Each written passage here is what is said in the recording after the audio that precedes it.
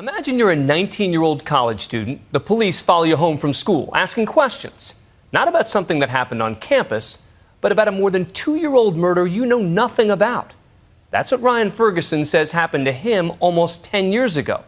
Now he's serving a 40-year sentence, and it was his friend pointing the finger at him.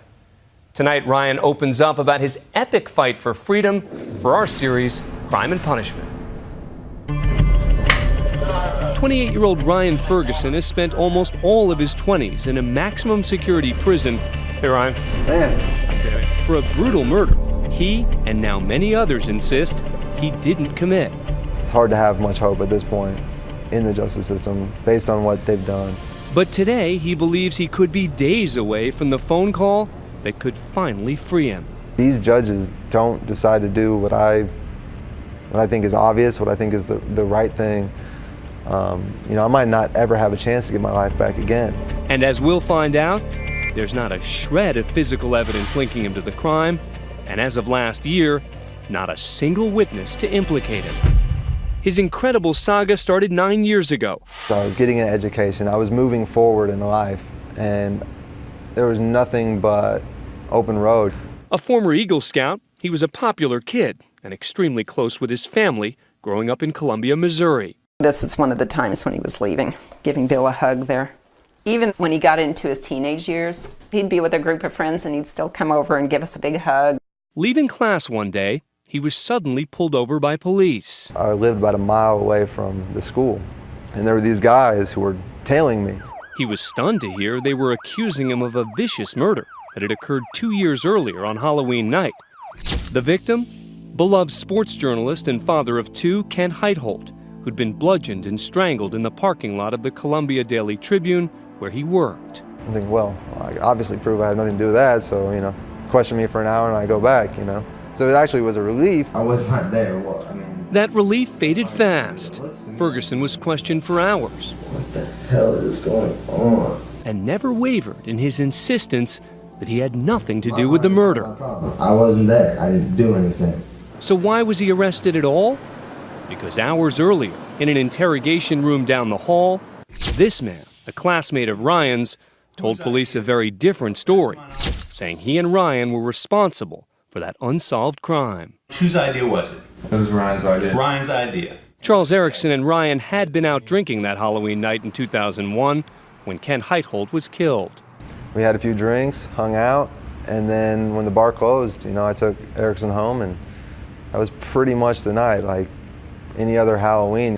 But years later, Erickson, who had a history of substance abuse, had started telling people, including Ryan, that he'd had a dream that he'd been at the crime scene the night of the murder. He's clearly inebriated. He starts asking me if I know about him having anything to do with the murder of Ken Heitholt. And I'm looking at him like, I don't know anything about that, man. I know I took you home that night, but you even saying that is incredibly strange, and it's kind of freaking me out. When he was interrogated by police, Erickson seemed confused, to say the least. He didn't seem to know how the murder occurred. Or it's possible you may have charged him with something, is that right? Yeah. But you don't know what it was? No. Okay. When he was brought to the scene, where it happened, Does this look familiar to you? I don't remember most of what happened. or even what the murder weapon had been. No, I think it was a shirt or something. Or Well, I know it wasn't a shirt. it was like maybe a bungee cord or... Well, we know for a fact that his belt was ripped off of his pants and he was strangled with his belt. Really? You didn't put anything in your hand then? No. I mean, I don't remember that at all. But the detectives got aggressive, and Erickson eventually claimed that he and Ryan Ferguson had run out of drinking money and decided to rob someone. You better start thinking very clearly. Okay. Because it's you that is on this chopping block. Okay. And I don't want to hear, oh, all of a sudden I just think I maybe fabricated all this. Ryan's dad, Bill Ferguson, has returned to the crime scene day after day to try to find any evidence to clear his son, including inconsistencies in Erickson's account. One of the most important points has been that Charles Erickson told some different stories about what happened. His first account was what? Well, his first account was he and Ryan allegedly ran this way down the alley. But the problem is that there were bloody footprints found going the other way. Correct. But he didn't know that. The state calls Charles Erickson. But at the trial, Erickson somehow knew all those details that eluded him during the interrogation and was the star witness against Ryan Ferguson.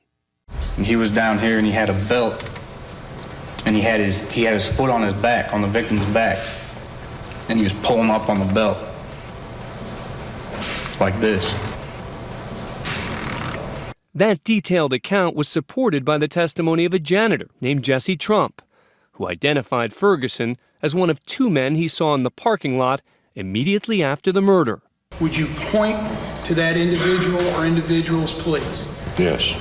Erickson and Trump were the case against Ferguson because, after all, the DNA found at the scene, the footprints and fingerprints, none of it matched Ryan Ferguson. But it was enough for a jury to convict.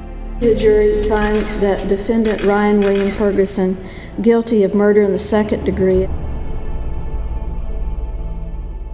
But 4 years after that 2005 conviction, something remarkable happened that seemed to change everything. Erickson, who pled guilty in exchange for a 25-year sentence, reached out to Ryan. May I call you Chuck?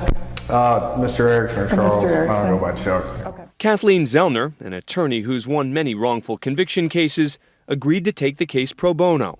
Ryan received a letter from Charles Erickson saying that Charles Erickson wanted Ryan's attorneys to come and meet with him.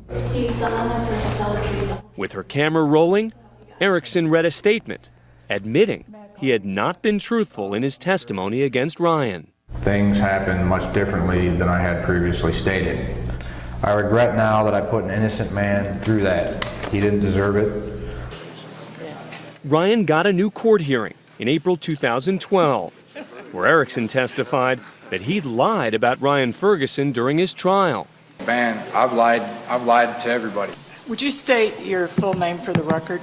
Jerry Dwight Trump. And then the janitor, the only other eyewitness to implicate Ryan, took the stand and admitted that he too had lied at the trial. Convicted sex offender Jerry Trump said police pressured him to implicate two young men from a photo. I'd like to have forgiveness from Ryan and his family. At that point, do you think to yourself, we got to win?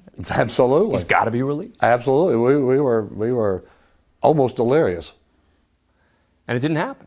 It did not happen. Judge Daniel Green didn't believe Erickson's most recent account and found there wasn't enough reliable new evidence to overturn the conviction. There is no case in the United States where a person has remained incarcerated when the only two witnesses against them have recanted. It's very frustrating because we've found so much that helps prove my innocence. I don't know anything else you can say or do at that point. Ryan appealed Judge Green's ruling, and finally, last month, during that argument, at least one of the three judges seemed to sympathize with Ryan's plight. Is this case somewhat unique? In fact, I think very unique, in that Mr. Erickson's testimony was vigorously impeached at trial.